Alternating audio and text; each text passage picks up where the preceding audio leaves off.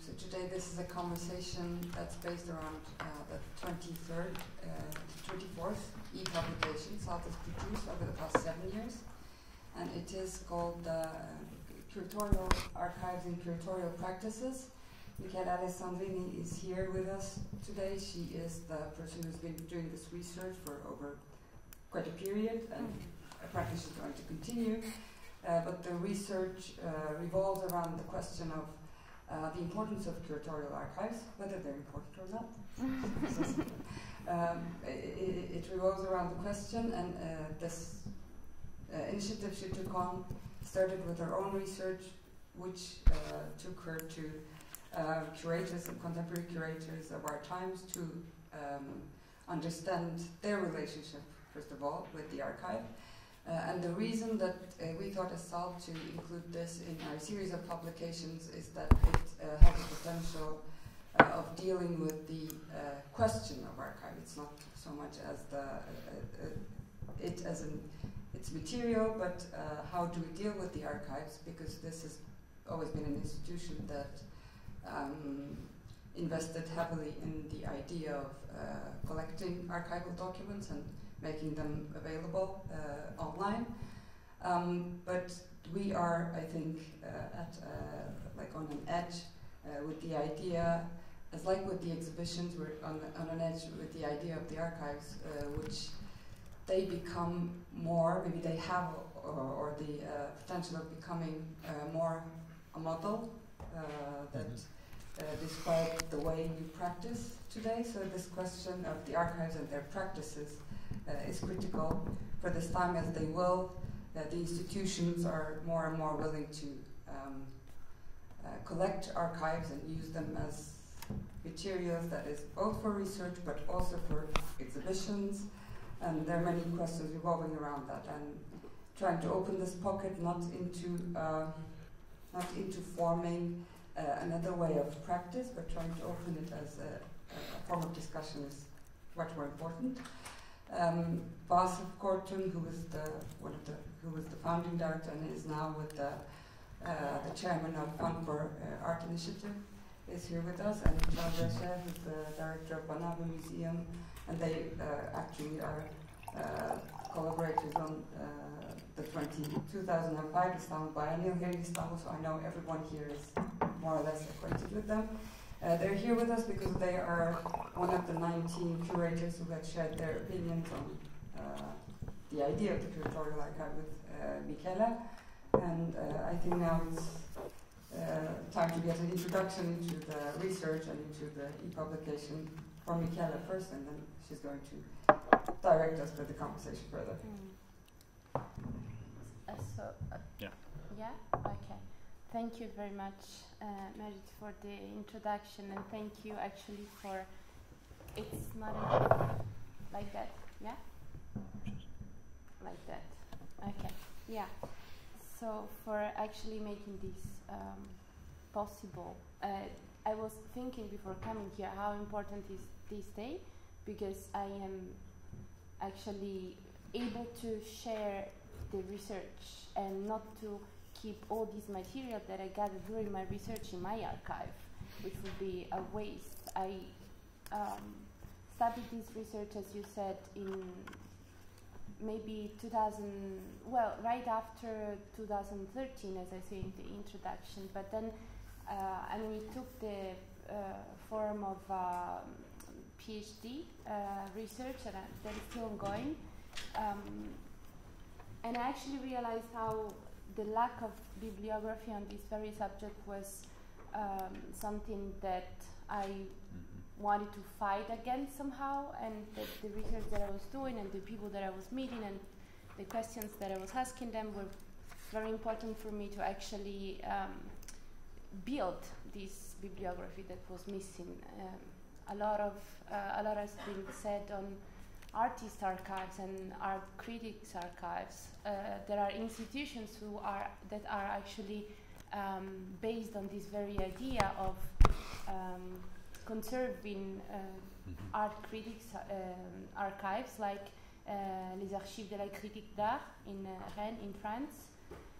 and they are now starting to go into curators' archives, and a lot of institutions are actually starting to. But still, there was no bibliography when I started in 2013, and a major archive had been moved by that time in 2013 to the other side of the world, which is Arad Zeman's archive. In 2013, it had been acquired by the Get Research Institute, as we know, and this actually made me think of so many questions that I wanted to initiate this research and then to start accumulating material on that. So I'm very happy to be able to share it today, because I feel there is something going on among all these voices that are actually participating in this book. As you said, it's very,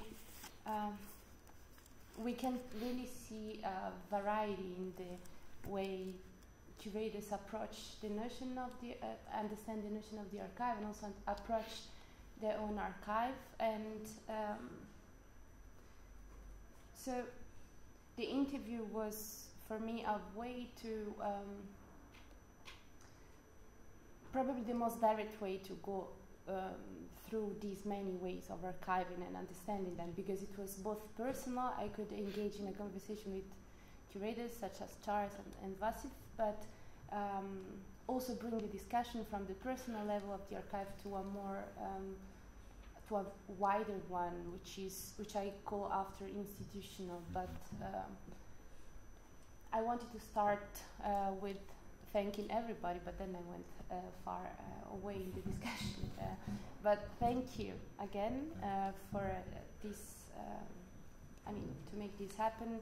Thank you to Vasif and Charles to first participate in the interview and then to be here to share this publication with us, and to the team of SALT, which has been really giving so much for this project, and I really appreciate it. And also all the curators who were actually giving very generously, most of them, giving their time and also their attention to the question. It's not always very easy to talk about archives. We talk a lot about archives nowadays, but to talk about our own archive, or to deal with it, it was not easy for everybody.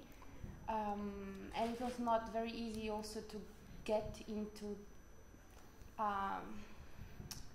sufficiently deep enough level of engagement when talking about the archives. But so basically, to give you an idea of how the book is structured, well, I hope that you will go on the platform and download it and check it by yourself. But it's basically divided in three parts. The first part being the personal curatorial archives, and it's featuring interviews by. The division between these three chapters is not as strict as it can seem, because actually most of them deal with the three main features of the book, which is the personal curatorial archives, the institutional curatorial archives, and the way archives are used to reactivate exhibitions or are themselves exhibited in shows. So for the first part, the personal, the interviews that are featured out by Ferran Barenblit, I will just give you some names for you to have an idea of who has been participating to this project. Ferran Barenblit, Manuel Borjaviel, Vincenzo De Bellis, Vasif Kortun, Abdellah Karroum. And then for the this part was the institutional curatorial archives. For the personal, Chiara Bertola, Giovanni Carmine, Massimiliano Gioni, Juan Roux, Cornelia Lauf, Jean-Hubert Martin, Victor Misiano, and Pietro Rigolo. And then for the last part, which is more about how to deal with the display of archives and how to use them to reactivate exhibitions, Anne-Solerie Habrist, Lorenzo Benedetti, Susan Upgood, Francesco Managorta, and Barbara van der Linden. So, as I said, the list of curators represented here is really not comprehensive. It was generated by random meetings, not that random meetings, but like there wasn't a strategy behind. Basically, these people that I was meeting, I was also asking questions about their archives, and some of them was suggested by other curators. It was really out of curiosity and also serendipity that I've selected these curators. I also think that this could be the start, as you were saying, the start of something else. I would like to expand towards other geographies and understand how curators in other contexts like deal with archives, because these are mostly curators from the West or like North Africa, some of them, but yeah. So it's very limited, but it was very important to understand how they actually deal or do not deal with these archives. So the main idea of the book is that archives are devices that are resulting from the activity of the curator, but also tell something about the way they curate. It was important to understand how we can use these devices to understand art history and also exhibitions history. So, of course, one could say that curators deal with, there is really a huge variety in the way they deal with archives. Most of them, they basically don't. Most of them, they want to, I mean, they have a more institutional or like collective practice, so they wouldn't keep their archive. But still, it was very important to start from a personal level of engagement with the documents that are generated by the activity of being a curator, to understand how to go a bit farther. So, as I said, it was generated by this very personal interest for the archive as a place where things are happening. So not like a place which is fixed in time and belongs to the past, but a place where things are still happening. That's why also it's very interesting, the question that you are asking in the post phase, how to deal with this ephemerality of the exhibition and how to do it while this is still on. And how to do it while curators are still producing the archive, and the archive is still alive, kind of. And how the institution can actually appropriate these archives and transform them into tools that could be used by a lot of people, and not just by a few researchers. Okay, could you maybe talk about in the end these three categories very briefly, how you grouped these into, in the end, these answers into personal, institutional, and reactivated materials, because I think they speak of briefly of the attitudes of different curators, and Basif and Charles are on a similar ground with different responses. But I think it would be a good point to start with how for you the personal curatorial archives, institutional curatorial archives, and reactivated archives became more visible from these different interviews. Well, first of all, the distinction actually came from a previous distinction that I was giving to my research into personal, institutional, and collective archives. Among the collective archives, I was also considering Voti, for example, and this is what we talk about a lot in your interview. But it was clear for me after interviewing many people, I mean, not all of them actually are in the final book. It was clear to me that some of them were having were very attached to the archive as an object, and they were using it on a daily basis, and they were including it in their practice. They would go back to it very frequently, and they would question it to understand the link between all their projects. So they had like a very close relationship to the archive as a place where their practice is expressed, but also take place, and like a working place. And so this was clear for the first group. And if we go back to the curators who are actually included in this group, and going through the interviews, it's clear, I mean, at least for me, that they have also an emotional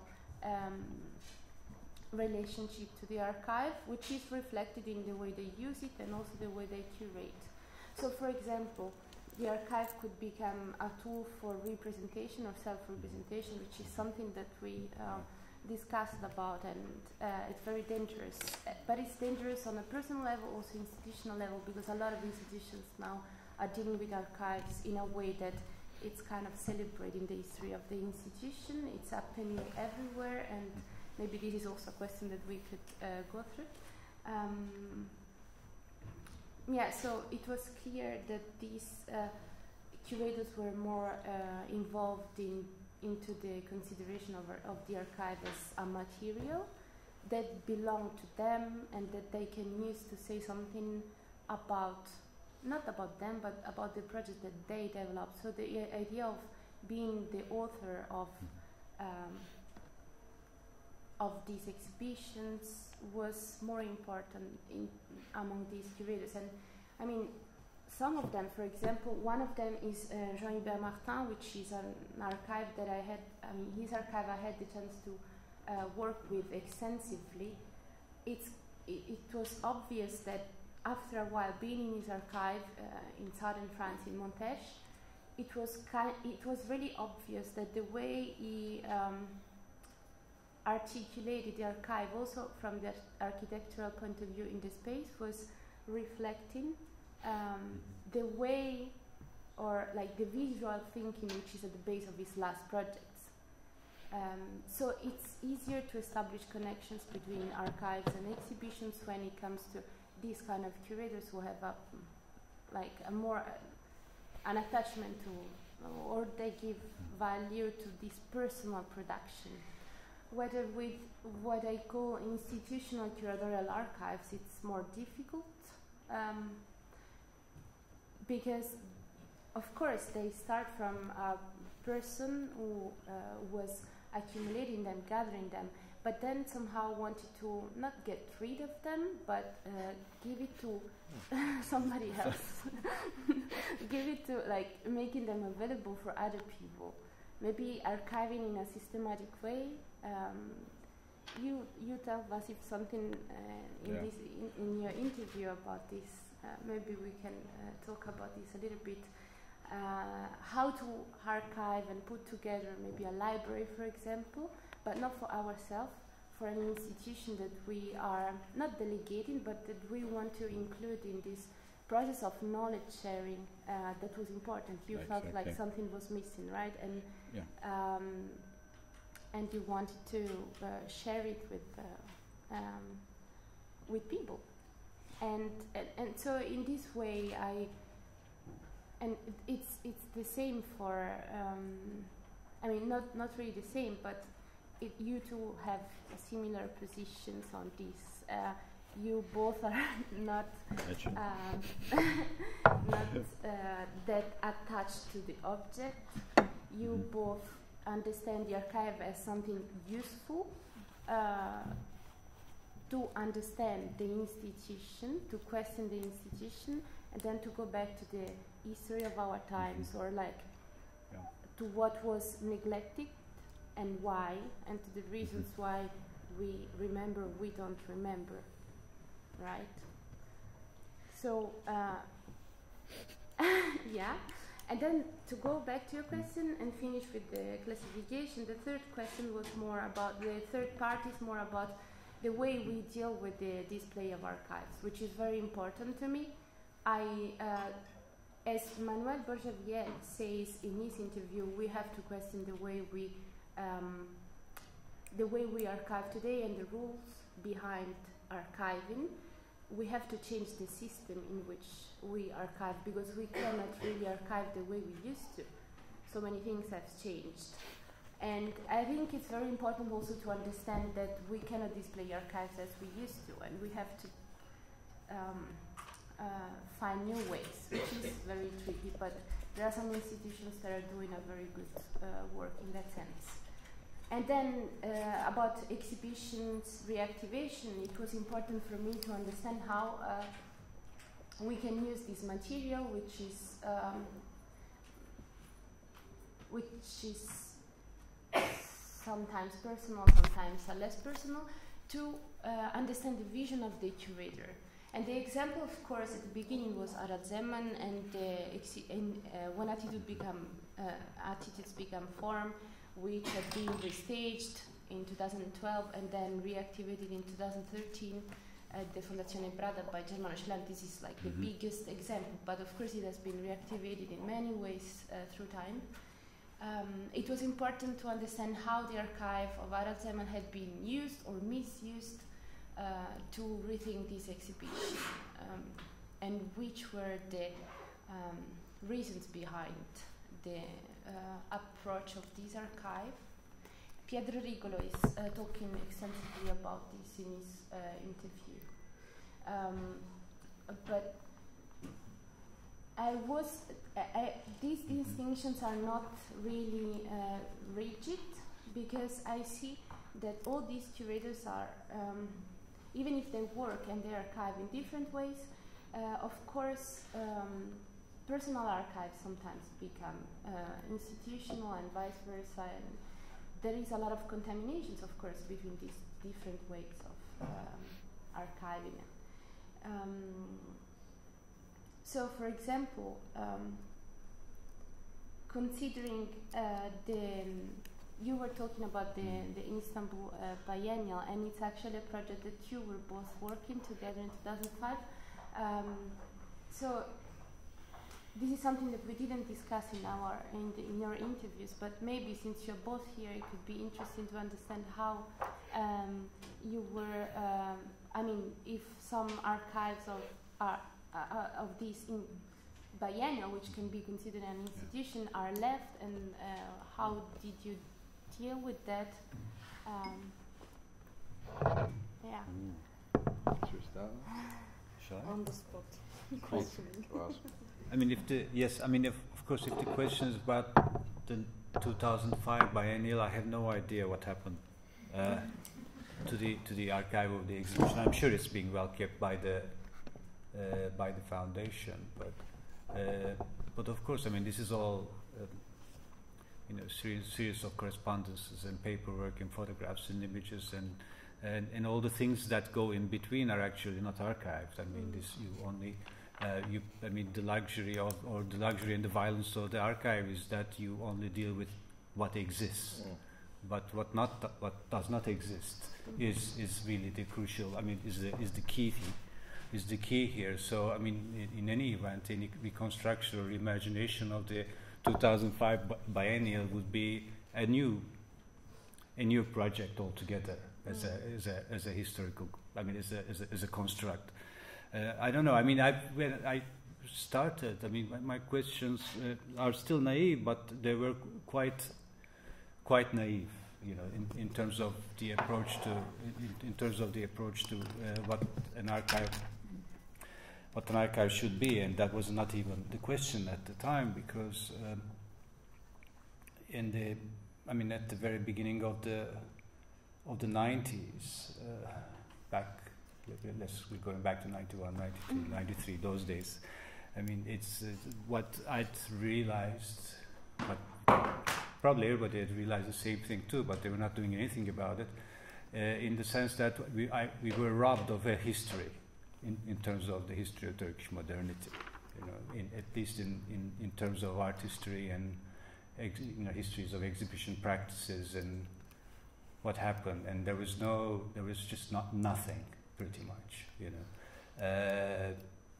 So you had a university like the Mimar Sinan University, which was originally the School of Fine Arts, that neither kept its archives properly. There was no cartotext, for example, all the way to mid-1970s. And imagine an archive without any reference to it. It was that bad, the situation. And of course, it was also a space that was, without not having a database or a metadata, the data itself would disappear very easily because it wasn't anchored to anything. So it was a dispersed, so to speak, Mimar Sinan archive, which should have been an important archive of the 20th century, at least part of it. So there was that situation going on. Publication-wise, of course, the situation was pretty drab, I would say. Lack of literature, lack of everything, and whatever was filled in terms of empty spaces created by this kind of archive being vacated, was made the history that was presented to us as the only possible history of Turkish, let's say Turkey's 20th century, which was quite, let's say, deficient. So early on, the obsession, my obsession was to figure out ways of, reintroducing new subjects to the present time. That's how the thinking started. And then when I left Turkey, went to the States and started working in this place called the Center for Curatorial Studies. And how can you do curatorial studies without curatorial archives? At least without exhibition archives was a huge question at that time, and nobody was shopping around, which was a lucky time in that respect. And the first archive we really wanted to get was Chambre d'Amis, this legendary 1987 exhibition that took place in Ghent. There was nothing, it's still, it's reconstructed now, but not really from documents and materials and data, but it's reconstructed from memories, and because most of the subjects are still alive. And at that time, our only competition, and it was a big competition, of course, was the Getty Center. Getty had started already transporting archives, and we haven't got to that level in Turkey. I think it's not that the situation is not that radically problematic, because I don't see anything that's coming out of 20th century, at least in the art world in Turkey, and being transported to Los Angeles or other places where they're differently coded, well taken care of, completely differently coded. As such, that coding does not allow you to access it anymore because you don't understand the coding. The Getty applies on you. So material may be endemic, but the nature of the endemic material is no longer legible to you. So there was this. But that hasn't happened, of course, in terms of archives. Maybe it's still not so significantly important, but so from very early on, my obsession was that I'm going to put together a body of literature, a body of work, a body of exhibitions, a body of publications that had nothing, pretty much very little to do with my personal direction or choice. So in a way, that I don't know if that was good or bad, but it was certainly, that kind of generalization has a very pedagogical, heavily pedagogical aspect to it, which I would kind of I would contest myself if I would. I would start again from. I mean that. I mean, who am I? You know, to should apply a pedagogical thing to a huge to a huge context as such. Yeah, maybe just for starters, that's it. Shall I go? Mm-hmm. Yeah, I mean. Yeah, I mean the short answer to the to the ninth biennial. It's probably properly organized in sitting somewhere in outside, off-sited somewhere when you can just get in boxes and look through stuff. But I don't think that will reveal anything about the soul of or what drew that exhibition. I mean, it's mostly between me and you and Esra in November. That's what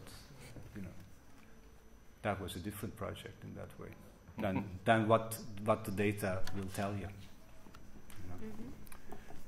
And of course, I mean, finally, I mean, the idea of that exhibition at that time being used very well by certain schools and certain people, which hopefully left a trace on other people's lives, is where the archive happens. It doesn't happen where the value lies. Yeah.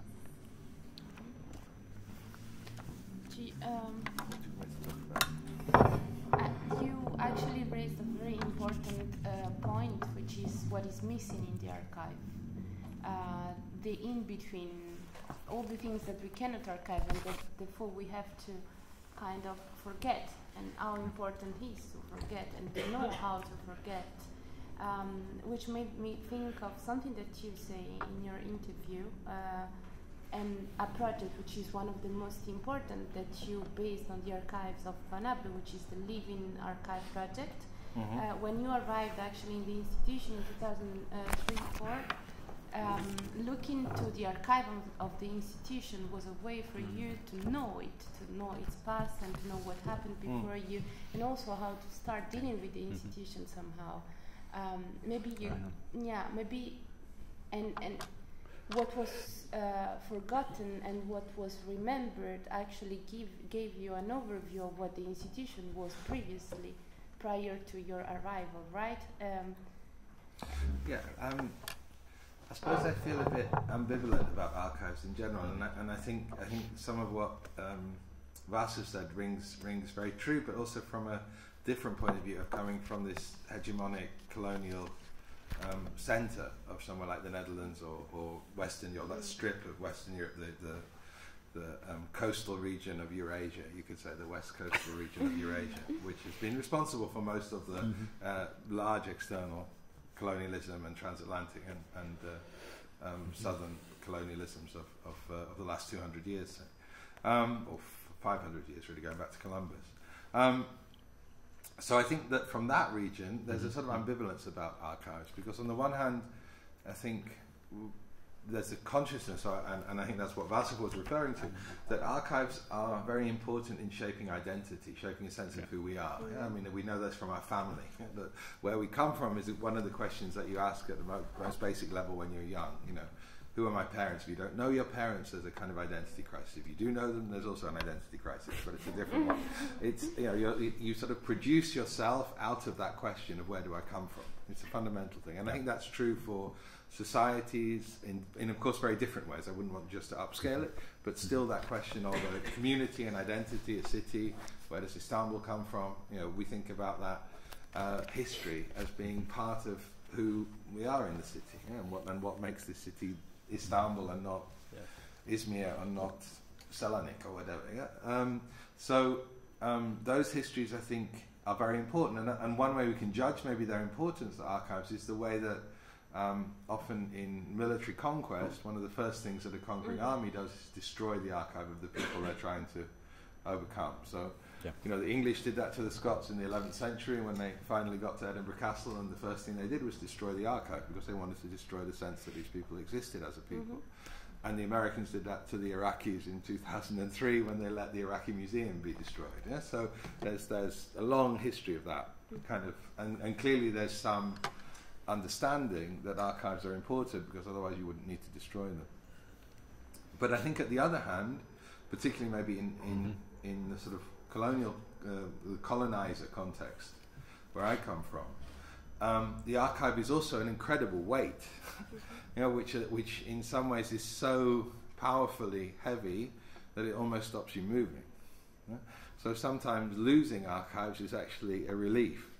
It's a relief not having to respond to those histories. I mean, I don't think you can escape them, but I think you have to acknowledge that weight is sometimes on an individual basis, just like the weight of a family history or whatever. It's something which can determine your actions, where you can get stuck in certain repetitive, and I think Western Europe is going through another repetition now of the 1930s, a sort of repetitive action, because the archives themselves may be pointing that direction, and maybe being freer of archives would allow you perhaps to behave differently to this sort of repetitions of history. I'm much more interested in circles than straight lines in terms of historical thinking, so it feels much more that we're going round and round rather than forward towards some notional idea of progress. So archives themselves sometimes could break those circles, could break those repetitive loops that societies can get into. And I think then that the sort of the value of an archive, and I'm coming around to the point of archives here slowly, sorry, but I think the value of an archive then, in a certain way, is to be very, in a sense, slightly irresponsible to the actual histories. I don't think that we're ever going to get a representation or be able to touch the actual history of when we put the 2005 Biennale together. I think that if you ask Vasif and you ask Ezra and you ask me, you'd get 3 different stories already. And then there's all the stories of the people that worked with it as artists, and there's all the stories of the people who saw it as users, if you like, of the Biennale. And all of those have a validity. It's not really to put it even in a hierarchy. I don't think necessarily we have any more access to the experience of the exhibition once it was opened. We were responsible for that moment of opening, but once that exhibition opened, in a sense, everybody's opinion was as valid as ours about whether it had any purpose or not, whether it was something that was worthwhile spending all that money on or not. And so, in that sense, the archive doesn't really represent a sort of moment of restoring the past to its full integrity, if you like, to restore it to its full wholeness. But rather, I think the archive is almost like an alphabet. It's like, it's not yet a series of words, but it's an alphabet which you can start to put together different narratives from. Because the alphabet is this sort of very beautifully flexible thing. I'm saying this in a culture that has huge crisis about alphabets, of course, here in Turkey. But whichever alphabet, Arabic, whatever, it doesn't matter. The alphabet works as this sort of modular system where you can put together different meanings out of the same modular elements. So the archive, in a way, is also this sort of modular system in which different stories can be built, sometimes radically different stories. So out of the archive, you could have, in political terms, perhaps a far left and a far right story emerging out of exactly the same material, depending on the ordering in which you do it. And that's the kind of variability in which the research material, if you like, of the archive, that was something that was interesting for me, going back to the Van Abbe and going back to the Living Archive. I don't think, or if I thought at any point that I was trying to discover the history of the Van Abbe Museum, I think I was quickly disabused of that idea. But I'm not sure I even started at the beginning. Actually, what I wanted to do was to tell a history of the Van Abbe Museum that was suiting my agenda. Exactly. So it starts with, what do I see in this past that will help me get to where I want to go? And it's about trying to build a self-legitimization as a director based on previous directors. So you would pick the ones that most closely aligned with where you thought you wanted to go. And that's completely subjective and also propagandistic, we could say. It's essentially. So the Living Archive that we did, which was drawing on previous exhibitions and previous initiatives, also sort of education and acquisitions programs. So the history of why a work had been brought into the collection, what are the correspondence with the artist and often the director, sometimes the head of collection of the exhibition. What are the education programs that were organised around particular works or particular exhibitions? That process was very much one of looking for those things which seemed to most correspond to what felt an urgency now. And so it was a completely one-sided analysis of the living archive, and I think we'd have to understand that. But I don't think there would be anything other than that. Yeah? I think any idea that there was some sort of objective address to that archive would be far more politically objectionable than saying it's an instrumentalization of that archive, which is what it was. I would have much more problems if somebody said, no, but you should have done it neutrally. I would say, well, you know, standing there as a whatever gender, race, and educational level or whatever that you are, there's no neutrality here. You know, there's no possibility of addressing the archive except as you. So let's be clear about that and address it as who we are as an individual, and also who we are in a time, and who we are as a collective of people looking at that. I think that's probably quite important to understand. And what maybe is interesting about the living archive is what it sort of, not exactly its conclusion, because it still goes on, but one of the things, one of the spin-offs, one of the turns, if you like, of thinking about the living archive. What it led to was actually the full reconstruction of an exhibition from 1985, I think. You did some work on it. 1984 maybe, in 2008, I think, or 2009. Summer display. Huh? Summer display. Yeah. So there was an exhibition which a previous director of the museum called Rudy Fuchs had curated I think in 1985, might have been 1983. Anyway, early 80s. And because it was a collection display, we had most of the work in the archive. Yeah, the archive being the artworks. So it was possible to recreate it, also with the same labelling system, the same information, everything. And I think it was one of, my sort of claim would be it's one of the earliest times in which that complete reconstruction of an exhibition, replay, if you like, reenactment of an exhibition was actually done. And I think that's been something that's been gathering pace, and other people will claim credit for it. But I think that we were one of the people that were doing that quite an early stage.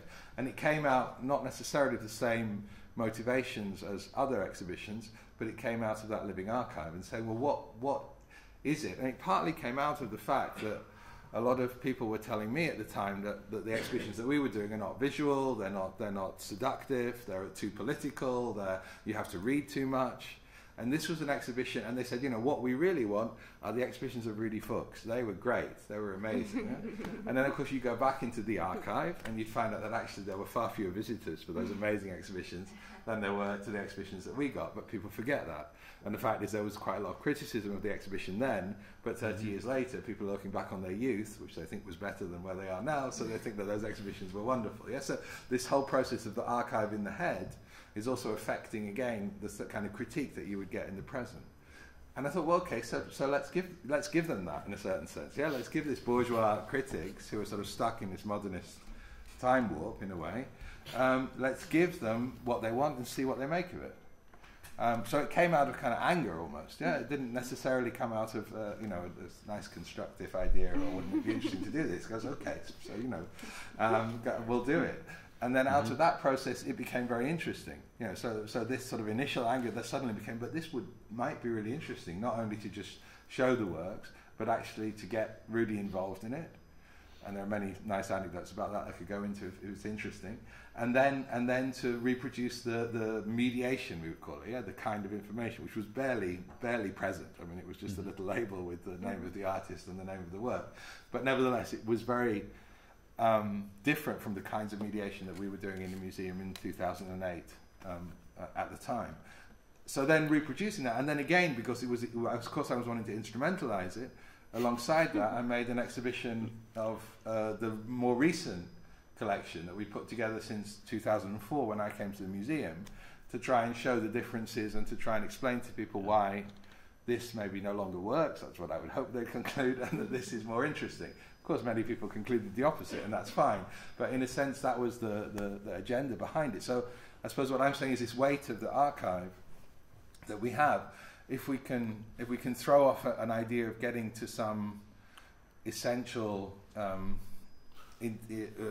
essential truth, I suppose, in a way, in a way truth is at stake with the archive somehow, and we can start to think about making stories, then that's good. But we have to remember that it's a serious endeavour, yeah, and that's where we come back to Vasil's thing about the lack of Turkish modernism. The lack of the archives of Turkish modernism mean that your identity here is restricted, yeah. It's like having an abusive parent or whatever. It's like it actually produces a kind of a distorted sense of yourself. So it's not, that's why it's ambivalent, yeah. On the one hand, it's actually quite a heavy topic that you have to take quite seriously. On the other hand, if you really want to use it, you have to use it in a light way in order to admit that you're sucking out from the archive what you need rather than what's there. So, like, claiming a subjectivity in the choices that we do when we deal with the archive. Well, I mean, this is really great. I think you just kind of trapped me here. What you're saying, I mean, presupposes. There's a lot of presuppositions in what you're saying. First of all, you have the archive of Van Abbe Museum of however many years. You can just, and so you can actually, to put it in the most crass way possible, you can shop from it, or you can acquire back from it, and then reconfigure it along to go exactly with the moment. I mean, how to validate and I mean, all of that that is the colonial aspect in a way, which is used in a healthy way, because I mean, I've never had the archive, and the banality. And then you kind of face the banality of putting together the archive in the first place, even in a generalized way at first. I mean, so instead of, I mean, in lieu of looking at history and being able to, I mean, having that capacity, I mean, like the material capacity to imagine what kind of history of the Van Abbe Museum you want to invest in and you want to propose, and that history is also hidden. I'm not saying it was not hidden. I think it was hidden in the recent history of Van Abbe Museum. The museum in the street, etc. All of that stuff was hidden, was concealed, was forgotten, was actually buried in the past as a kind of a relic of late 60s, early 70s.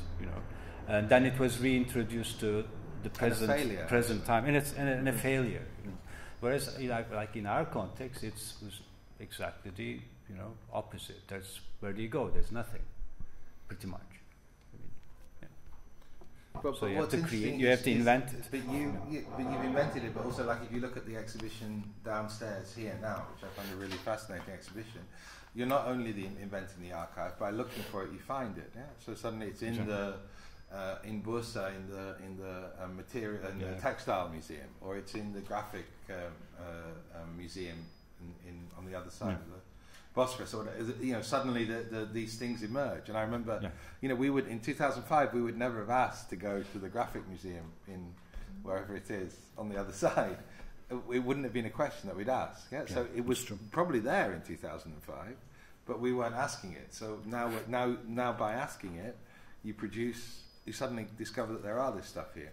But you're right that in the Van Abbe it was all catalogued and totally available. Yeah, it had a sort of even some of it was already digitized even when I got there already, and a lot more has been digitized since. So it's on the net, completely unfindable on the net, but that's our problem. But it's on the net. But that stuff, that power is a colonial power. Yeah, I mean sometimes I think. When we talk about restitution and sending works back from, say, the Congo or France is now discussing it, I mean, maybe it would be more useful to send modernist works and modernist archives as an exchange, as a kind of trade, to say, actually, you don't need to get your Congolese history, what you need to get is Picasso, because that might actually be a more useful exchange if we think about a kind of different cultural nexus, if you like, that's not based on nation states and on the sort of essentialist ideas of where we come from. Given that Picasso comes from Congo in a certain sense because of the influence of the sculptures in Cubism, then maybe it makes sense to send him back there. So those ideas. So the archive of the Van Abbe maybe should be in Indonesia because the money for producing the Van Abbe comes from tobacco fields in Indonesia. I mean, it's women's work in the factories in Java and in Sumatra that produce the surplus that allow the Van Abbe Museum to exist. So we're an Indonesian museum more than we are a Dutch museum in some ways. about exchanging archives, which seems to me also to be the one important value that you share between the network of, and maybe Merit, you can tell us about this. It seems to me a value that you share within the network of l'Internazionale, for example, which both SALT and Vanabe are part of. How to share archives among, I know that it's still to be developed, but it's an idea, and it's an important one. You started with the collection, kind of, and I would love to know more about how SALT as an institution within this network actually deal with the question of sharing archives within institutions that are basically in Europe. I think I don't know if this will be an answer to your question, because definitely our existence within the Internationale has been different, because we don't collect artworks, but we collect archives in a sense, and we don't try to collect them materially. So it's not about the material itself, but the information on them. And as you two were both talking, at this moment we suddenly, when we start talking about archives in an institutional context, of museums in a sense, we start talking about actually exhibitions. And the actual question here of what you're suggesting, of what is a curatorial archive, is still not answered. And I think Harald Seesman's archive is an extraordinary example. I don't know if there will be another one. I have no idea, really, because it speaks to all of these three aspects that you already spoke about. It's his own mind, of course, I mean, in a sense, of going back to whatever he was collecting. It's part of now an institution. It was reenacted, so it has all the parts. But the archive at SALT, as I would maybe, I don't know if it's if in the end it's rejecting both of the visions, but the value in any of the documents that you could find at SALT research, that we don't need to specifically share them with the Internationale, because we share them with all the world. And the way they are, the reason I think that they should be shared is not to tell a story ever. It's to kind of disrupt what you think is true of a narrative, of a historic narrative. And that might be about the history of some part of the Ottoman Empire, that might be about the history of art in Turkey, that might be about something else, but it's only valuable when one piece of document makes a difference, in a sense. And that's why it should be open, because there's only one way of knowing whether it makes a difference, and it's because when it interacts with more people, more eyes, more minds, more different perspectives. So it's not something that you can hold on to kind of start developing something from. And most of the research exhibitions here, they actually might start from one of the documents, but like downstairs, the exhibition that's taking place, it's not from the archive of SALT at all. It's something that hopefully contributes back to it. So that's one way of looking at archives, and I think that's true for SALT, and it definitely starts from the fact that there's a lot of lack of any of those contents, of reaching them, interpreting them. So that's like a mission to complete something, not to complete, but to start something in a sense.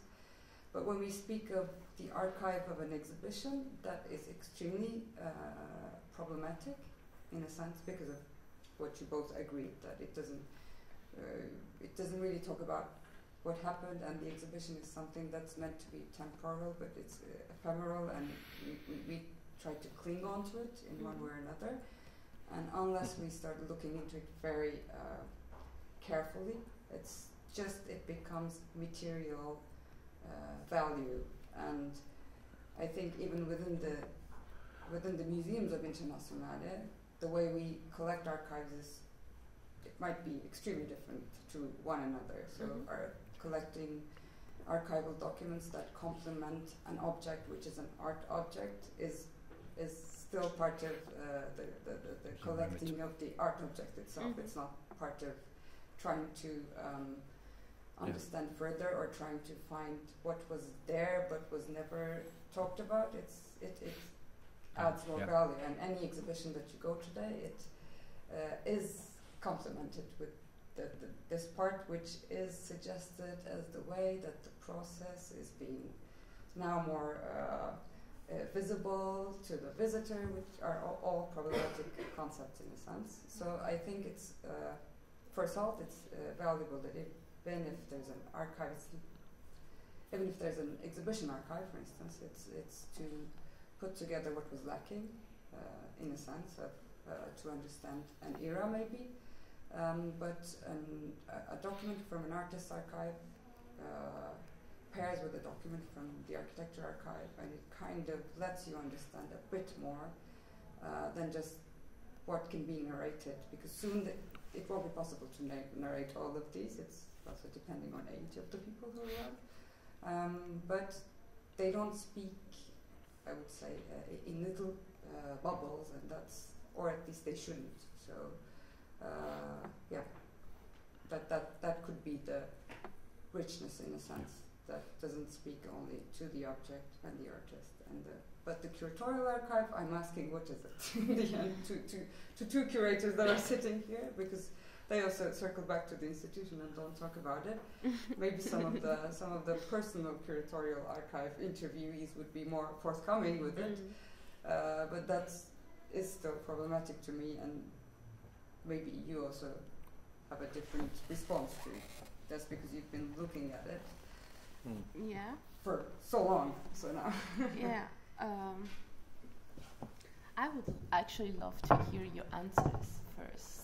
I mean, I think, Mirj, you're absolutely right. In that we don't talk about our curatorial archives, but I guess neither of us were in.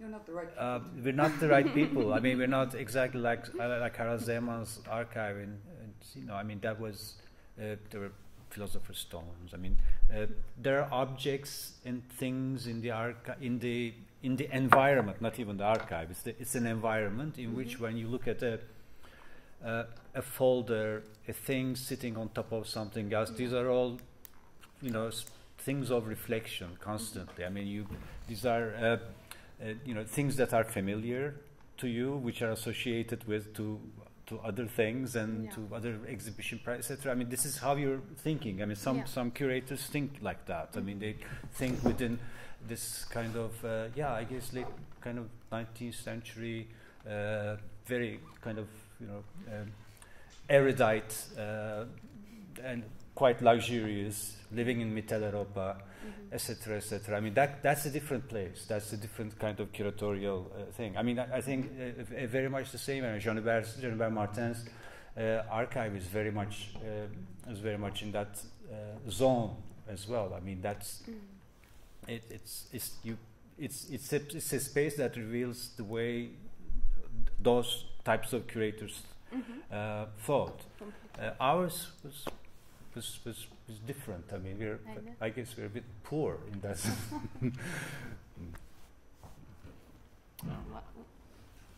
I mean, my space was never my space. I didn't have a space. It was always for colleagues to come. And I mean, it wasn't a private-sized space. And it's a different. Also, I mean, to do that, like to have that kind of approach, like Jean Hubert's or Harald Zeman's,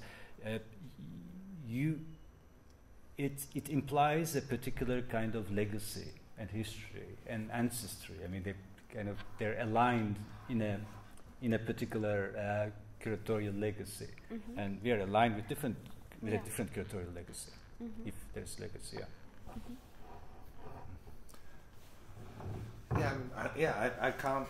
I agree with Vasuf, of course. I think that there's a certain kind of idea of the sort of erudite Western bourgeois man who would produce their own archive, no? And so everything about being an erudite Western bourgeois man produces the archive. So if you want to try and get away from that, in my case, then you wouldn't produce an archive.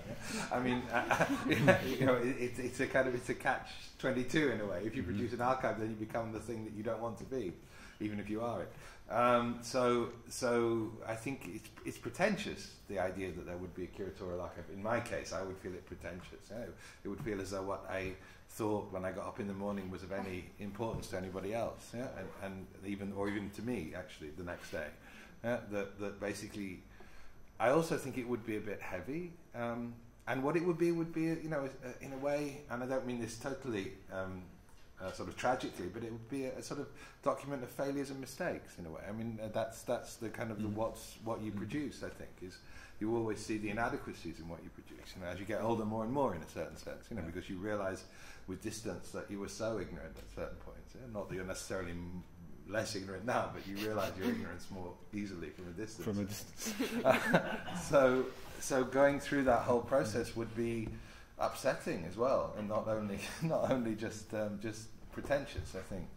So I can't see the value in those curatorial archives. I mean, if we want to elevate Zeeman, or Jean Hubert wants to elevate himself to this level of a kind of somebody who contributes, I don't know, philosophically or in what way to the world. Yeah, I don't know what the thinking would be behind wanting to give an archive to the world. Yeah, and also ecologically, you could say there's never a concern of mine, but now retrospectively, you would think it's quite good that I don't really have that much material, because what on earth would you do with it? And there's far too much material in the world anyway. So.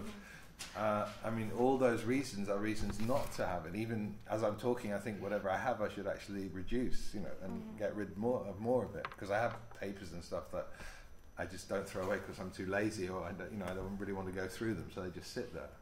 But I can't imagine that anybody would ever go through them. I mean, they have no value, I don't think. Well, actually, both curators that you are mentioning, Harald Zeeman and Jean-Hubert Martin, they don't really. I mean, of course, in Harald Zeeman's archive there was a need for self-representation. He would bring people to visit the archive. He would put things in a way that was displaying his persona, kind of, which is not the same for Jean-Hubert Martin, because, I mean, as far as I know, people just don't go and visit his archives. It's a place where he actually works. But for both of them, there is no intention of sharing it with the world at large. Harald Zeeman's archive couldn't decide of his archive going to Los Angeles. Jean-Hubert Martin is not thinking of giving his archive to an institution, for example.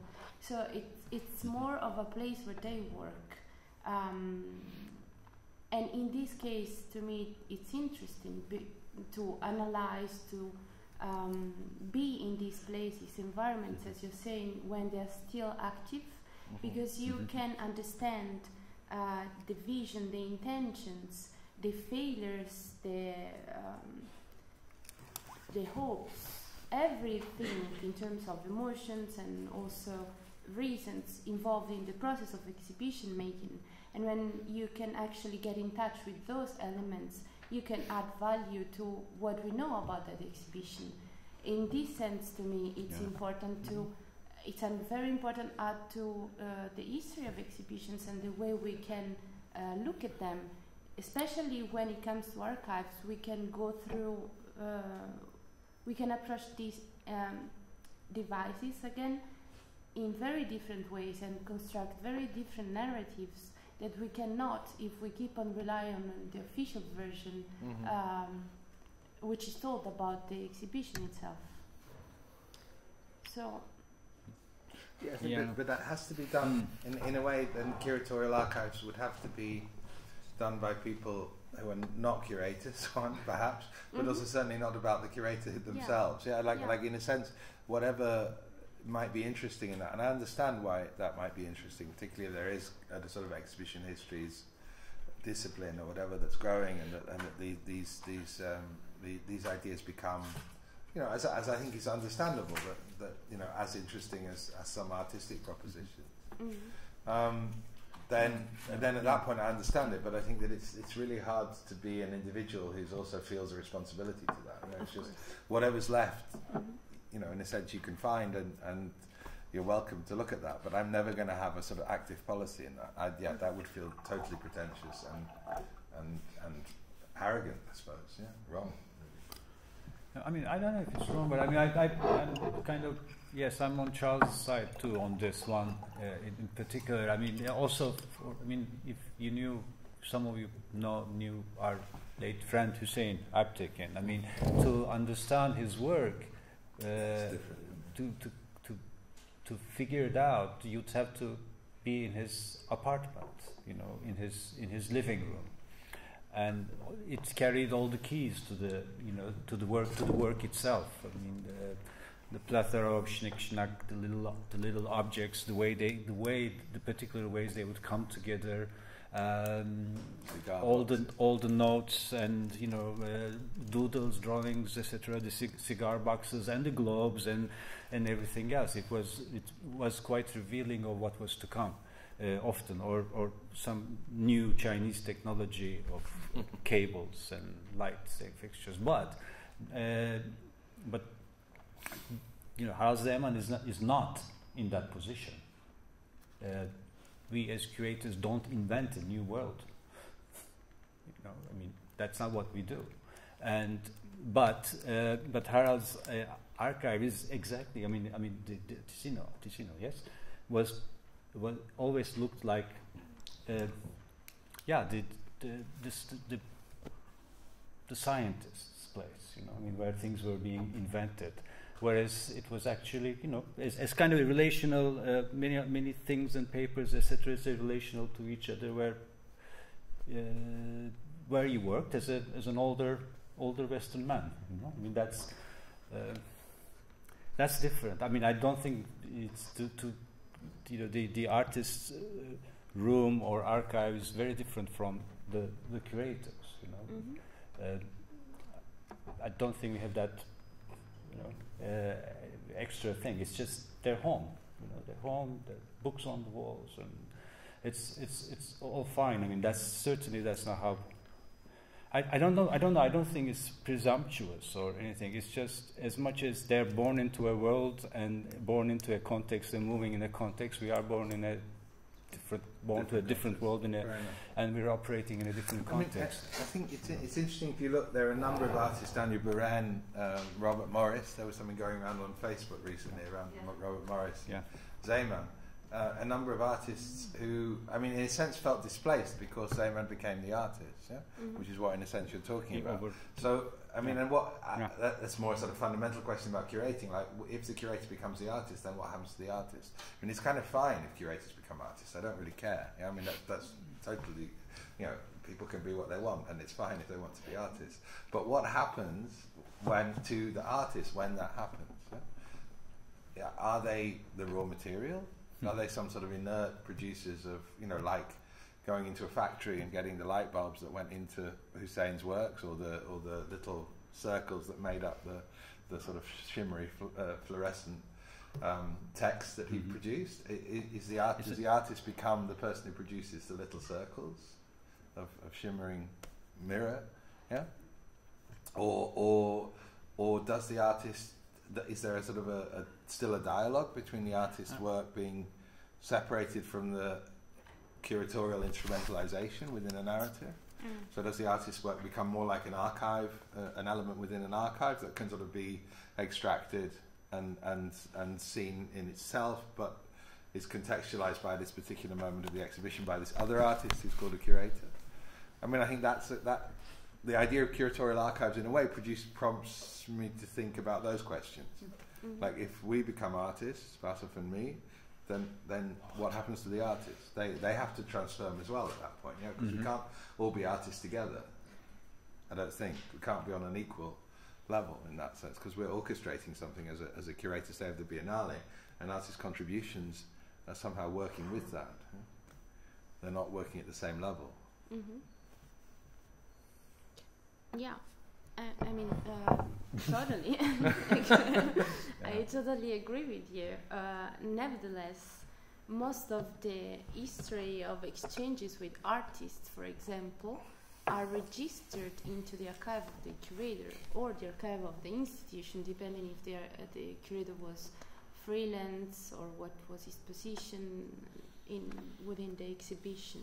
So this material is very yeah, I mean, I think that the example of Zeman and the example of Jean-Hubert Martin, it's really bringing us somehow, like they are very close when it comes to, as you were saying, like they have this very romantic approach to, I don't know if we could say romantic, but they are very similar also, like in terms of generation.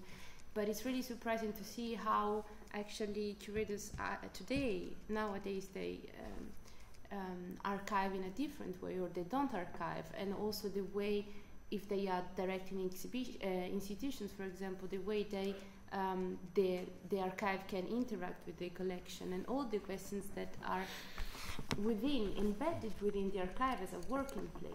So to go back to your question, I think that a curatorial archive is somehow more than a curator's archive. I think that it definitely contributes to the history of exhibitions and the curatorial discourse, and I don't believe that a curator should be archiving himself or herself, because this is very perverse somehow.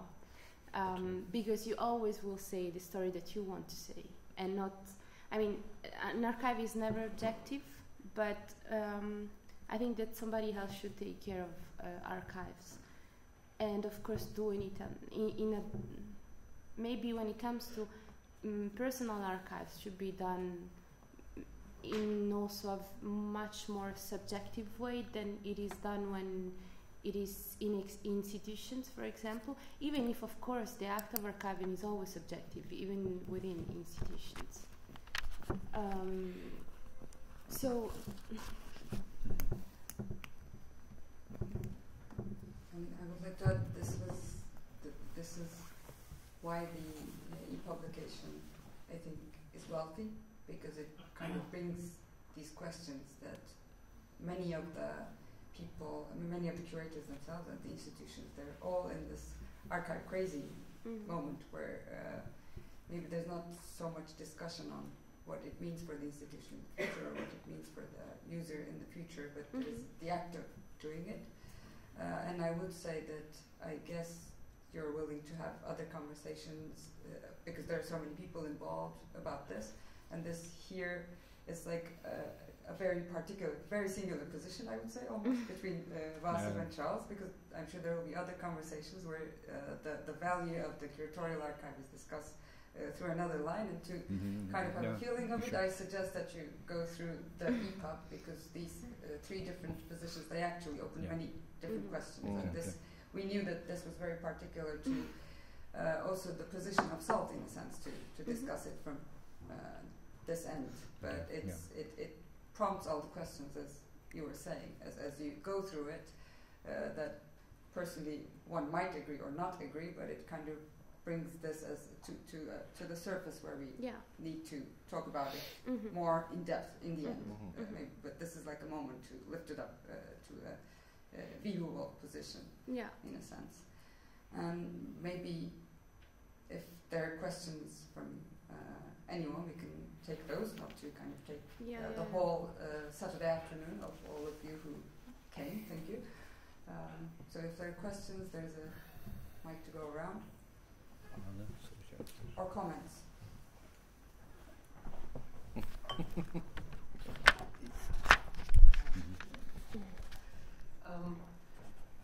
About the institutional archives, like there was a reflection about burden of history or lack of history, the country's history or the director's personal interests, etc.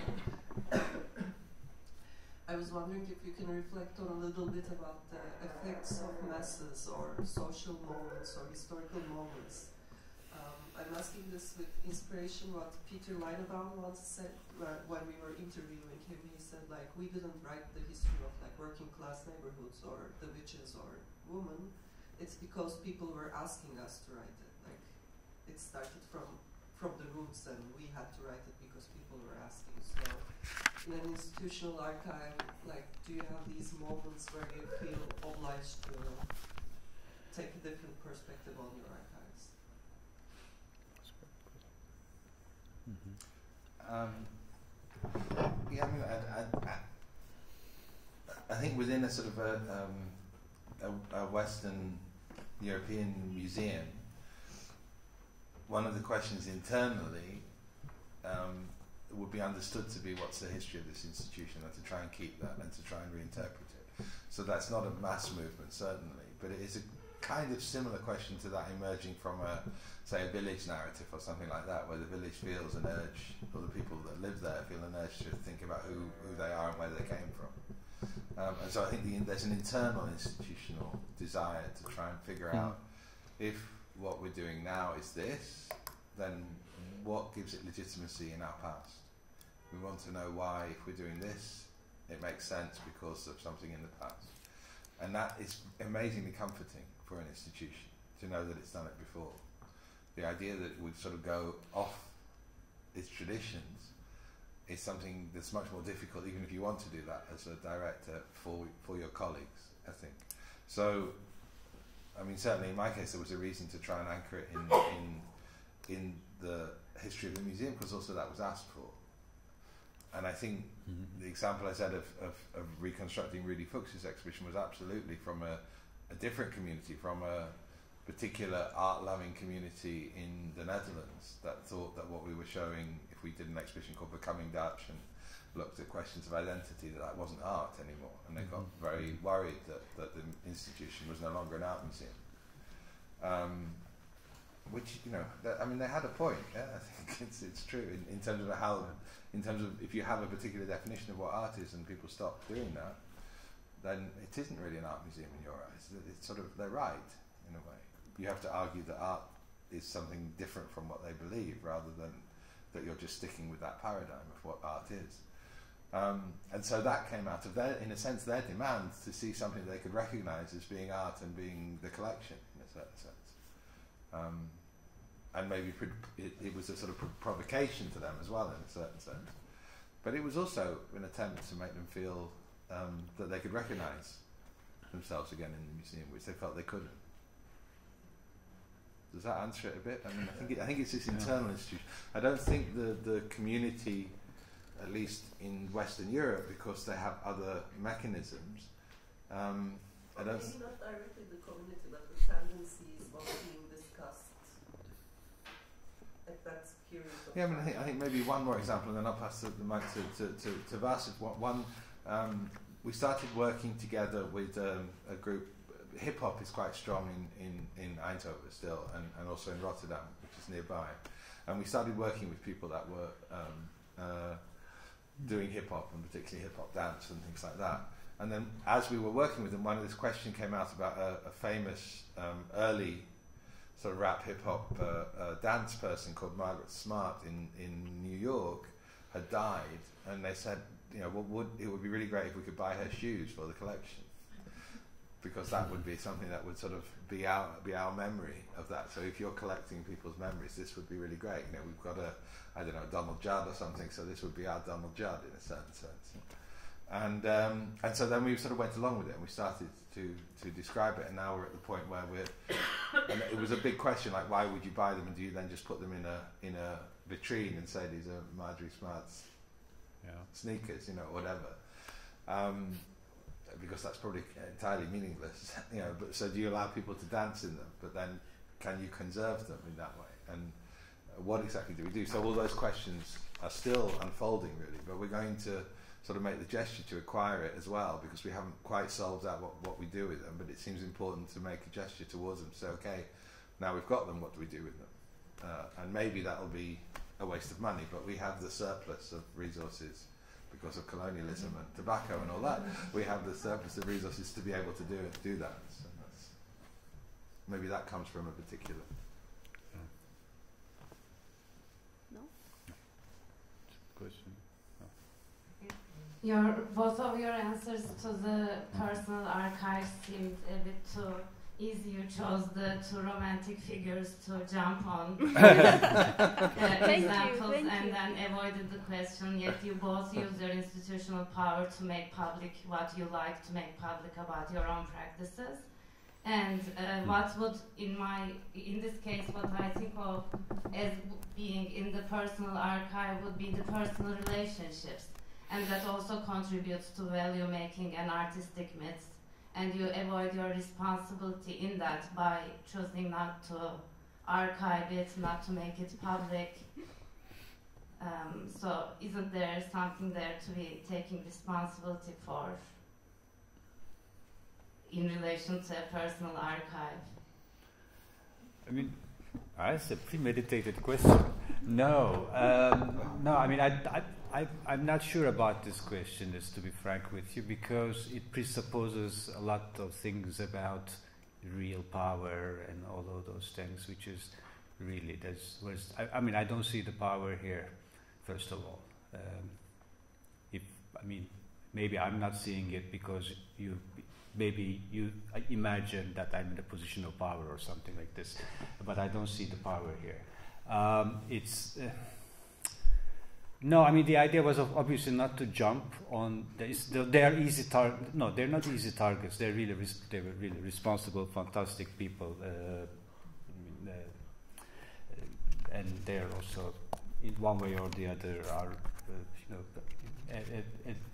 a legacy, a heritage, and I would choose that heritage over many other heritages in terms of the curatorial history, from the history of curatorial practice. I mean, both Jean Hubert and Aras Zeman, I'm only. I mean, I guess. I mean, my take was on that. I'm just kind of obsessed with this photograph of the studio. I mean, of the workspace, and that tells me a lot. Or the photograph of the workspace of Victor Misiano, where I think you took that image, where there's a dog. I mean, since yesterday, I'm trying to figure this out. What is it about this dog, and why is it there? And what's happening? And is it Victor's dog is always there? I mean, what role does it have in the archive? That kind of thing. I mean, this is. But coming back, I mean, but it's a different generation altogether. You're both close and also very far from them in many ways.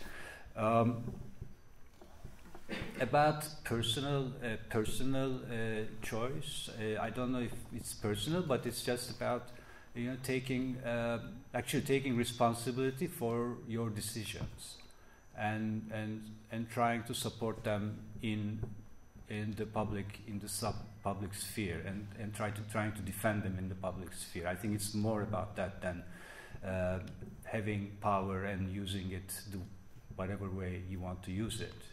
I mean, and there are those institutions that are exactly like the way you say. We've done that. That's it. I mean, that's all you have to explain. And there are institutions. There are other types of institutions that kind of propose a strong argument. It's so for if people can buy that argument or invest in that argument or contest that argument, then it becomes a public discussion. I think that's quite healthy. But decisions are always made, one way or the other. Yeah. Can you give some examples of these institutions that you're talking about?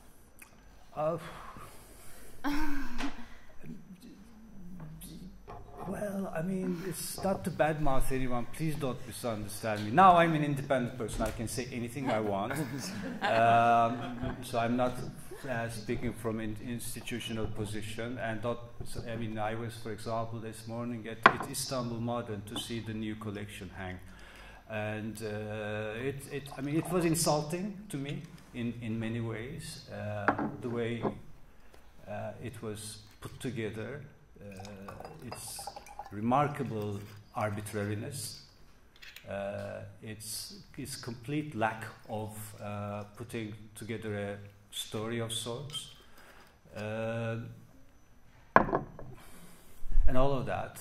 And I mean, that, for example, is for me, I'm not talking about the institution itself, but as an exhibition, it's a classic example of here. I do this, you take it, now it's over. The discussion is over. Whereas I imagine that some of the other projects that was done here, that keeps on being done here and other places, are promote or propose a discussion rather than a result. You know, I mean, it's not, I don't mean a process, but they're there to start or kick off a discussion. But I didn't find, for example, in this exhibition I saw this morning, the collection Rihang, I assume, had any proposals in it. They had some great works, you know, things that one appreciates a lot, but there was no thread from one work to another. There was all of that was missing, you know. I mean, it was it was like a nice china shop with some great things and some not so great things being together without a constellation of densities of you know. I mean, all of that. I mean, that would be you know, for me that's kind of the fundamental difference. Yeah. Maybe there's something to add about the institutional archives, because there are two different types of institutional archives. The ones we speak of here, for instance, at SALT, they're not the archives of SALT, they're the archives of certain periods on Turkey. And that's an institutional archive, and in part of it, we have also catalogued Vasif's archive, but we're cataloguing Tomra Tagök's archive, so it kind of ends up defining a period for Turkey as much as we can touch, as much as we can get hold of. Whereas the other archive which Charles used at Van Abbe is the archive of Van Abbe, which is also valuable, but I mean, maybe because SALT is relatively young, or maybe we do not really come from this colonial past of making things celebrated through the archive. We have all the information, of course, but that's not. I don't think everything will go online. Not everything needs to go online. I'm talking about SALT. And the practice of this more, I would say, period or context-based archiving as an institution, it includes a lot of professionals within the system. So it's not one person's or the directors, or I don't know. That's why it's not the position of power in a sense, that there are people who are working on it as the main thing that needs to be done for the institution or for the city, for the country, whatever. I don't mean to say it's a heroic position, but it's a dispersed responsibility. It's not something that stems from one person. And with the institution's archives, it's all about how they use it. I think. I mean, whether you use it for the own institutional archive is celebrating or not. And for the position of, for instance, Harold Seisman, we always, I think, also have to make the distinction that there's also a different kind of necessity that pushes into a space to collect everything. That being with an institution makes a difference of how you can, and you can read from all the curators' interviews here. If you're within an institution, you'd like the book to go to the institution. You'd like the piece of paper you reach to go into the institution, so that it becomes, it's a, I mean, being institutional is always being more collaborative in a sense, it seems. I don't know. No, I mean, you know, yeah, absolutely. I mean, he left Kunsthalle Basel and he was an independent, you know, curator. He was perhaps the first neoliberal curator, to be precise. I mean, as a secular character, not non-institutionalized, etc., for all those, throughout all of these years after his really kind of sour experience, I think, early on with working with institutions. It was his world, his universe, his space, you know, his books, and etc., which is very valuable. I think it's not a criticism whatsoever. To go back to Izzy's question, just quick, I think there is there's a difference between a sort of accountability to power and the archive, and I think in your question you confuse those two a little bit. I think it would be strange for somebody to document their personal relationships very knowingly in an archive and then hand that on. I know that many artist archives are often edited for their personal relationships because it's not seen that that's the most important, and there are sensitivities around that. I think to demand that people should reveal all that and deny, I suppose, deny any curator any kind of private life would be quite a harsh demand. I mean, I don't think that anybody signed up to that when they said we want to become a curator. So. But then you're talking about how power is distributed or manipulated or abused or whatever, and I think that's something again that the person who maybe has that power has to be subject to analysis from outside. You can't do that yourself, I don't think. I mean, the idea that you would self-censor your own use of power I mean, I think you should be sensitive to it, but inevitably you're going to abuse it. I mean, abuse of power comes as no surprise. I mean, that's constantly something that's going to be reproduced by the nature of power itself. There is no good power. I don't agree. All the disclaimers about power came, and when asking the question, I don't use power in such a negative sense, because also to realize visions, you need to be taking power and exactly, and then other people, for that, so I just didn't ask the question from there in relation but I think power, other people have to interrogate that. It has to come from outside, and when you confuse it with the personal archive, that's the problem. Because I think to archive your own personal relations, I think would be problematic, and I think it would be very hard for you not to become self-justifying. You'd have to be a saint to say, this was abuses of power. The way that we understand abuse of power is because it's attacked or called to account from outside of yourself, not inside of yourself. I want to answer to her question just briefly. I really thank you for asking these questions, because actually the part that was more interesting for me was the first part, when you speak about friendship and relationship that go on between artists and curators, and which are reflected in the archive. And when you speak about the dog of Victor Misiano, it's really interesting to talk about Victor Misiano, because and the institutionalization of friendship, and the way he was also dealing with, and this is in his interview, he was also dealing with the archive as a way to gather all the things that he knew were going to disappear in Moscow, like galleries, so all the invitations.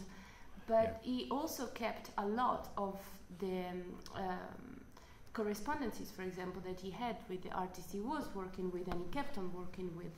So the archive was, and it still is for him, a very intimate space where you can go back to memories, but also do something productive out of these memories.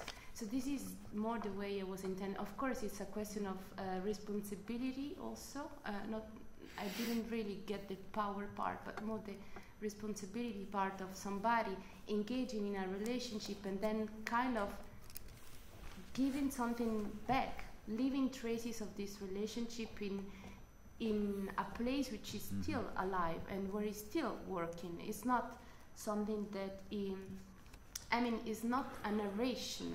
It's still something up to discussion, kind of. When the curator allows somebody in the archive, he actually gives him or her the permission to ask questions and to interrogate those relationships.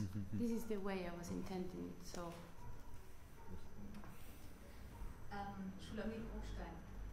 I wanted to thank you really for this very deep discussion, also an exciting discussion, because I'm reminded of a book important to me in this context is The Archive Fever of Derrida, of course. And what Derrida really does there, he names two archives, and one is this archive that is the psyche, that are the dreams, and one is the archive that you have in ancient, even holy texts, where in both you have things that are revealed and concealed. And so you have always a kind of, when you speak of archive, and this also came up, you have a kind of a relationship contemporary, ancient, and revealed and concealed at the same time. And of course, what I did over the last 10 years is to connect this question of the archive fever to an epistemic architecture that could also be an exhibition. I mean, every exhibition can be that kind of archive that's both a dream and an ancient text, and that is contemporary ancient. So what I found so fascinating is this idea of Charles, that you actually spoke about an archive having an alphabet, a kind of letter system. And if you think of exhibitions as an archive in this sense, that is produced by this contemporary ancient relationship, that the exhibition is only an instant of, then of course, if you think of the dissemination of power, then to think of course you have to think of an exhibition then as a kind of work. What else should it be? It's a kind of chapter of the book, or it's a kind of dream that one narrates. But if the various positions in that chapter are letters, then of course the letters are a kind of atomistic like moment that can at any time sort of disentangle themselves from the work, right? So you can have a kind of like in the Cogito, the history of madness, a kind of escape of the element which might be another artist's work from the work of the curator. And what I find always so amazing in exhibitions that I see, not very many, is that there's a complete lack of a virtue that writers have. Writers have the virtue of citing one another. I mean, it's sort of, a citation is always taking something out of context, putting it into another context, which is what we do if we do exhibitions. But there's an absolute lack of that virtue among curators. You never sort of bow or give a kind of reference to curatorial constellations that you have seen, and therefore the moments, consciously or unconsciously, in your own collecting. The archive is, of course, delightful, of course, we also have. And I very rarely see that you have a certain constellation seen somewhere, and that the curator would actually acknowledge that. That's one thing. And then, so I would very much sympathize with this idea of the letters of an archive in a kind of work that can be an exhibition. On the other hand, of course, there are times that we must absolutely stress the integrity of an archive. The integrity means the opposite, that you see the archive as a kind of work that is itself worth to be protected. This is, of course, when we talk about archives of totally forgotten positions or positions that are overwritten by power. And then it could be important even to stress the opposite, not the dissemination, but the integrity of such an archive, if it's sort of overlooked. And then I found it also, I learned, I mean, that then, of course, there is another value or virtue, that of substitution. You could, as an homage to such another, you could give your life or your time or whatever as a curator or as a writer to actually substitute for that other that was forgotten. And then you have all the opposites, right, of what we just said. So it's a very, I found everything was on the table. I find it very, very interesting, and I happen to work on this kind of, that's not just from now. It's like I built a kind of house, a house of Taswir. It's a house of lettering that is basically about epistemic architectures in that kind of archival fever. But I found so much of this here, and I'm very grateful. Thank you very much. Thank you. Does anybody want to comment on that? Like, thank you very much. No, the only question, I mean, as Charles was talking about it got stuck with me, is that the notion, this idea of the letter is somehow, I mean, in a strange way, it's also prelingual, because, you know, and so Sounds, but the thing itself is not prelingual. It's constant. So I mean, maybe it's not the letter. I mean, I heard also the multi. Or pre-literary. Yeah, it's pre-literary. Turn the letter in any direction. I mean, it was like many very specific way it was used by 12th century, like Musufi thinkers. Absolutely. The letter as an imprint, as a kind of sign of creation that can be turned any way, and it must not be determined. But also, if you think about the Hebrew alphabet, which each letter has a meaning, so it's also not necessarily that the alphabet, and also Chinese alphabet, which is iconographic. So again, that the individual iconograph would have a meaning, with it. So I think you could maybe, if you expand it in different directions, even the calligraphy of Arabic script, which would have another meaning because of the gesture. Which is maybe not non-lingual, but it's not sort of in any way. It can be discussed. Yeah, it can be discussed. The calligraphy itself can be discussed in terms of meanings. If you write the word for God, it has all sorts of different versions because of meanings that are in that Allah phrase. Yeah, so all that is kind of contained, I think, within the idea of the alphabet. It wasn't only the Latin alphabet. that you got me there. we Okay, use here. it's good. Nice. Yeah.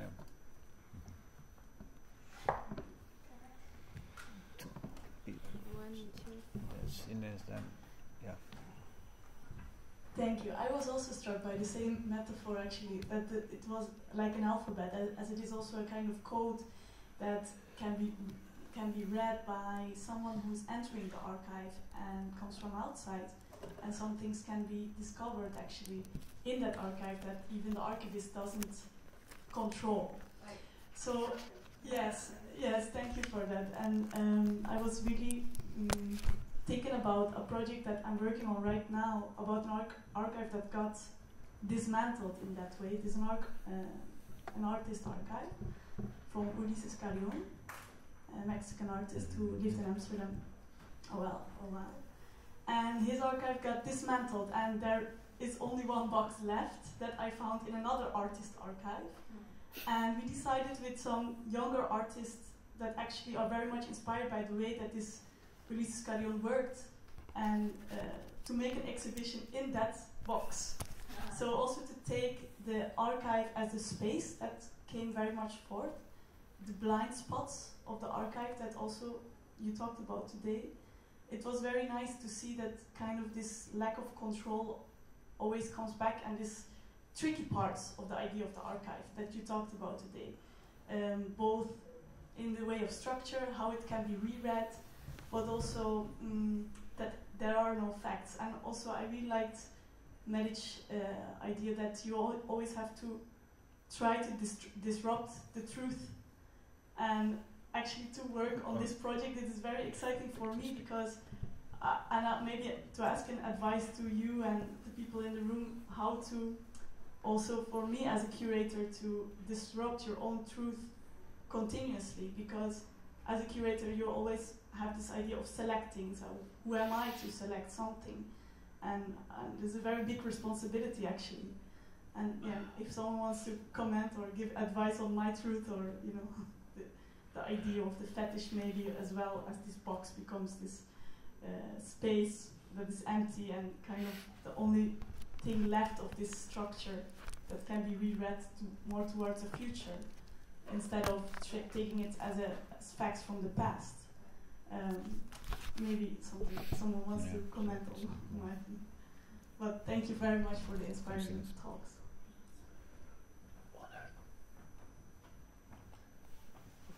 Otto. Question.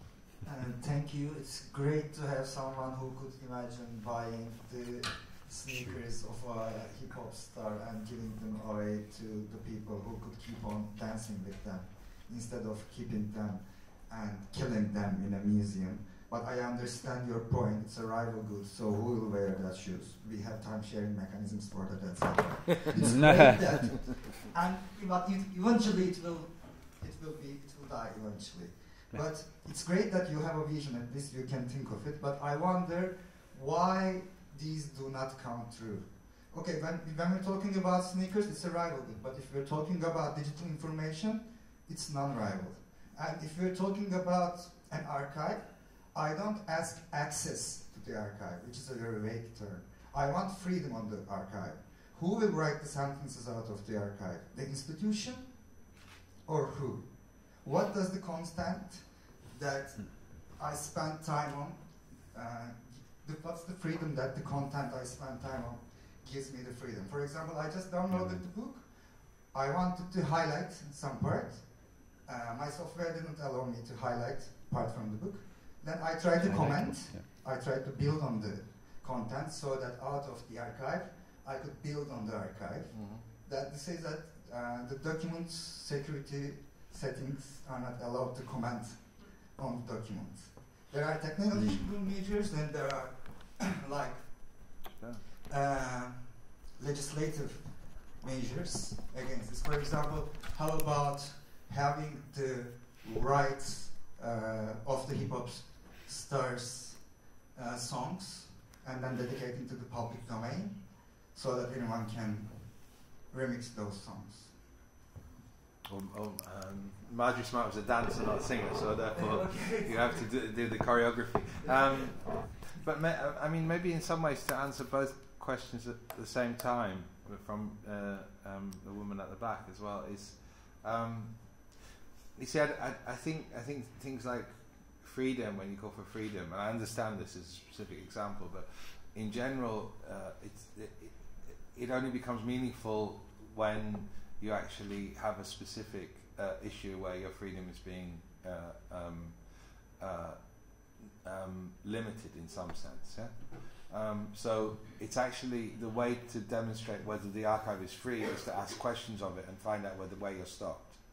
So to demand like that the archive should be free in an abstract sense is actually not that useful, because we can say everything is online, it's possible to access it.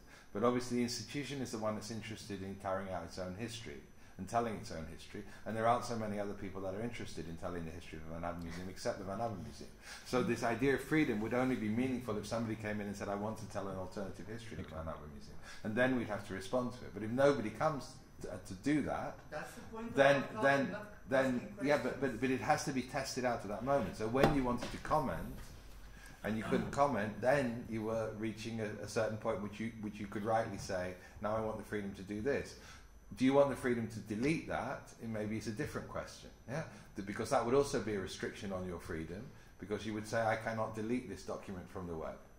Yeah, so each time you would have to negotiate that. To say you would be free to delete things, I think would be rather irresponsible. But in the abstract notion of freedom, that would also be included. So it can only be in the actual event of being limited, of being restricted, that we can then test out what makes sense in terms of that notion of freedom isn't that useful a term, I think, in those terms, in its abstraction. That's why it can mean everything and nothing. So everybody can claim this. It's a bit like democracy. But at the same time, it's only in the testing of your democratic possibilities, or testing of your free possibilities with real material, like this comment, that then I think there can be some negotiation where you can try and open possibilities that maybe don't exist at the moment. And the same would go with an institutional archive. You can say, but the institution writes its own history. That's also because nobody else is writing it. And it's only when somebody else comes to actually want to write it, then we would be tested. Would we be open or not? I hope we would be, but I can't promise. Yeah, I can't promise that, no. I mean, I would hope that would be our response. But I could also imagine that it isn't. Somebody says we want to delete it, that would be a question I wouldn't be very happy to answer in the positive, no. I don't want to keep it longer, but the institutional text of the South says encourages the audiences to participate. Mm-hmm. And when we're talking about permission culture, that's what you say. Somebody should come to me and ask for permission. The free culture is just the opposite. This is out of the context of the free and open source software, which featured another possibilities, which is uniquely digital information. And they were the first community who discovered the potential of digital information being non-rival and many other things. So this has a base. I mean, we are not trying to recreate the world out of the concept. Now it is possible, besides the sneakers. So can we just push on that? Yeah. But I think you have to be proactive, honey. You can't complain. You just have to go to the institution and demand. And exactly like you're doing. It's you encourage me, then come and ask permission. No. I mean, open the PDF. I can underline it. I can highlight it. I can put cliff notes on it. I can do all of that. The ebooks of Salt allows you to do all of that. I don't know why you were not able to do it, but I welcome you to test it again. I mean, that's one. Secondly, it's really I'm not very positive about. I'm not talking to you, but your reaction allows me to kind of speculate. I'm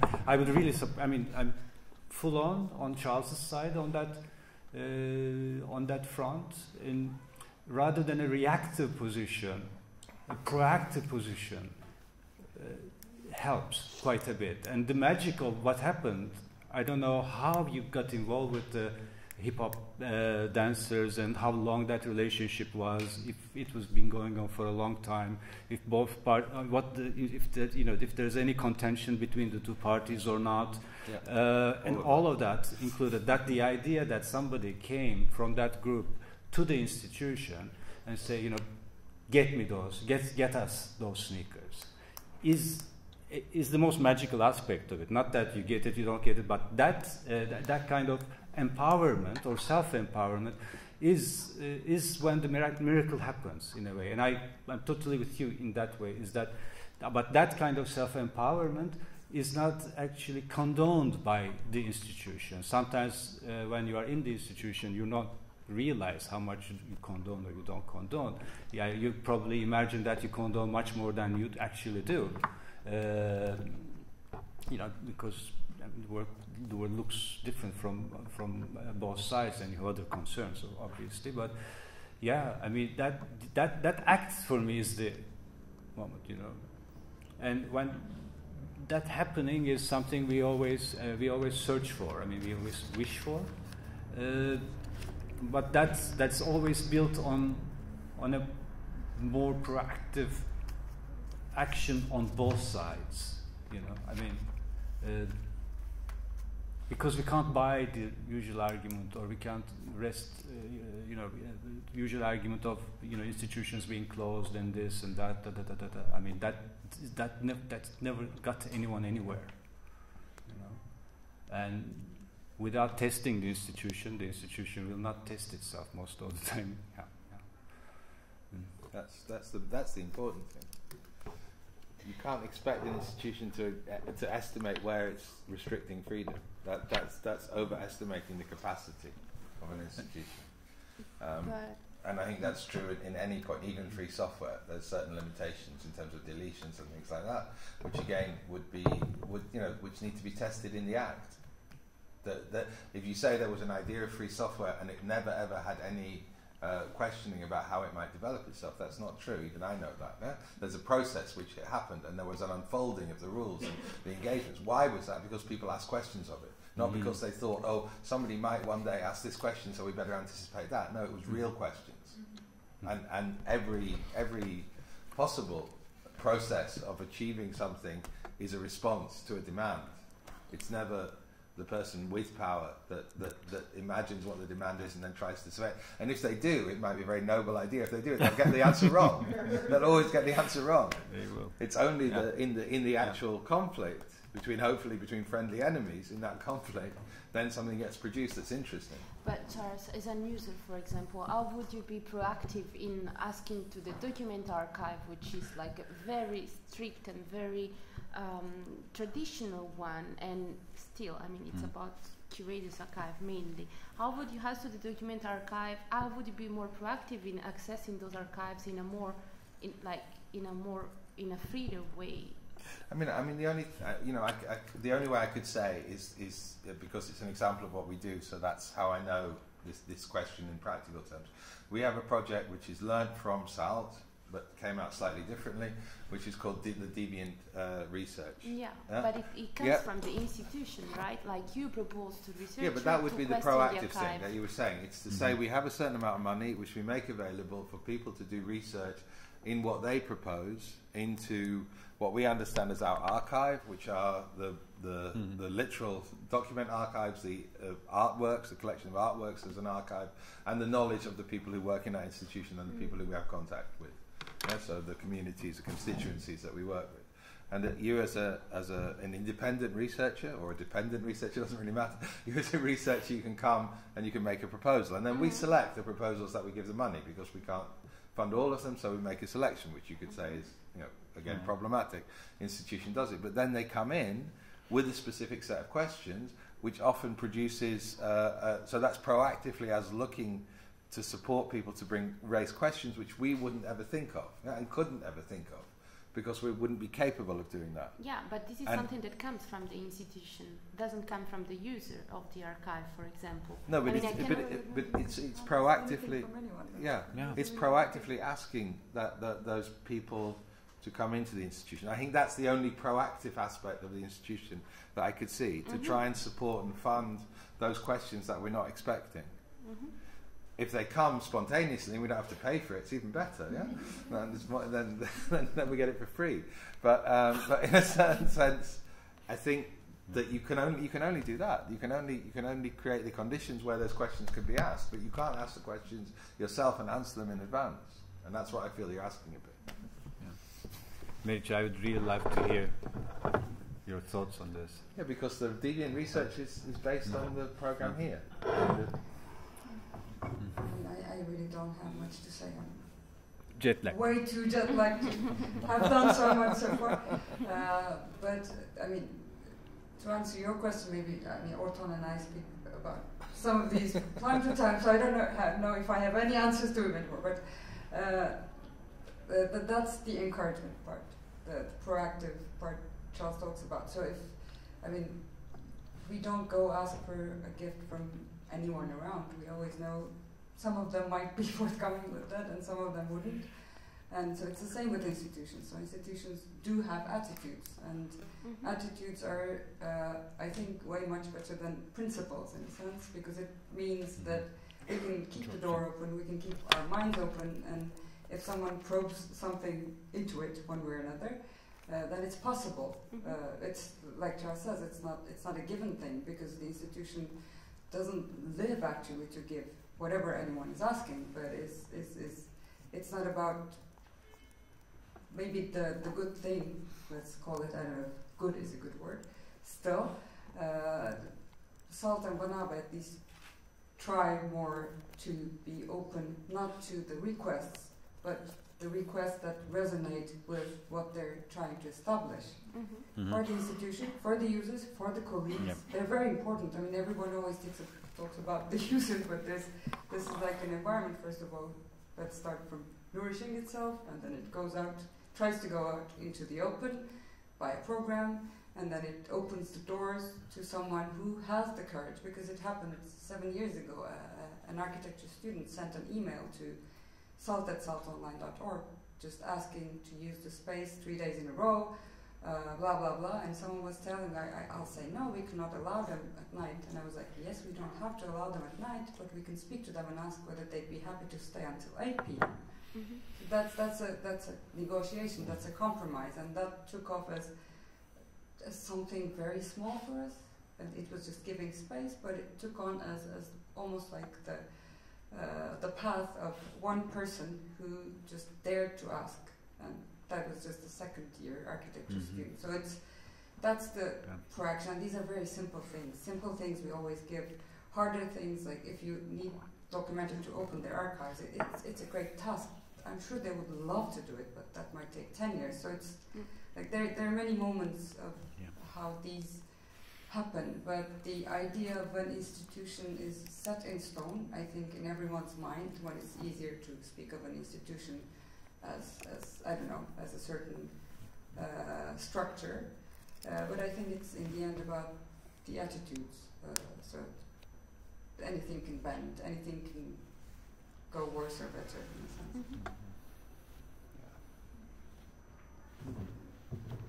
And I think everyone can go sleep. No more. Sleep. I mean, thank you. Are you going to go? Are you Sorry? Going to go? No, I'm not. Oh, good. Thank you, Michaela. Thank you. Thank you, everybody. Thank you for coming. Download the book, read it, and Tear let it us know. apart. Let us know.